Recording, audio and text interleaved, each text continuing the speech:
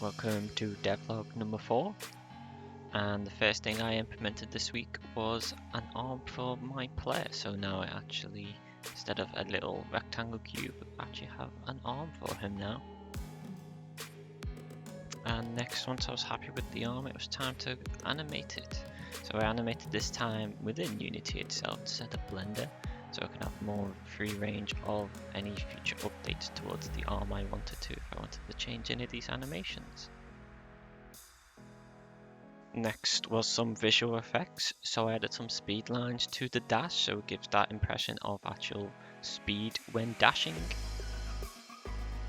Then moving on to the pawns, when they slam they have a little particle effect that once they hit the ground it gives that like slam and feel like they actually have an impact. Once I was happy with them particle effects, it was time to move on to actually making the player select a deck.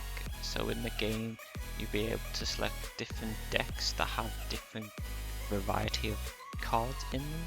So for example, you'll have a club deck, ace hearts deck, and I got on to making the wheel as you see here. And this is a fully dynamic deck, so once the player picks up a new deck, it'll import that into the wheel dynamically.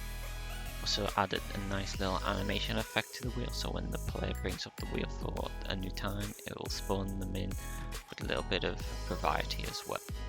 And as you can see here, once I pick up a new deck, yes, these cubes are supposed to be decks, it's just a placeholder at the moment. They add a new deck to the wheel, and the player can select it, and once they select, say, the diamonds deck, then their cards will only have the diamonds. So the plan with these decks are, say I'm going to make a shop, and then the player can interact with that shop and purchase a new deck with the in-game currency, and then this will help them along their journey in the game. When they come up against an enemy, they can switch out to a different deck and deal more damage to that certain enemy, which might have a weakness to, say, like to diamond cards, and the player would need to essentially switch them on the fly to help them throughout their journey. So once I sorted out all the bugs with that and was happy how that was implemented, I moved on to updating the actual physical cards within the game. So now they look better when they are thrown and when they get stuck into like the trees or the terrain, and they also have a back to their card. And then I added the cards to the player hand, so they actually show what the player is holding at that time.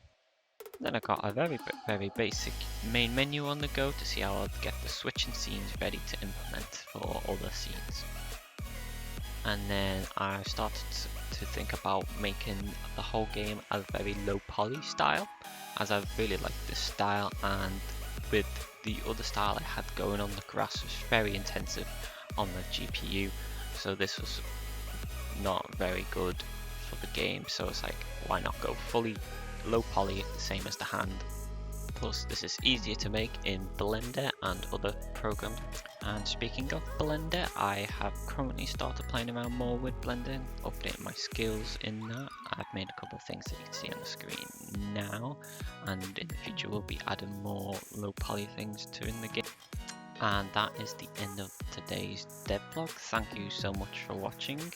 And so the plan for the future is to start actually world building and creating the rest of the world.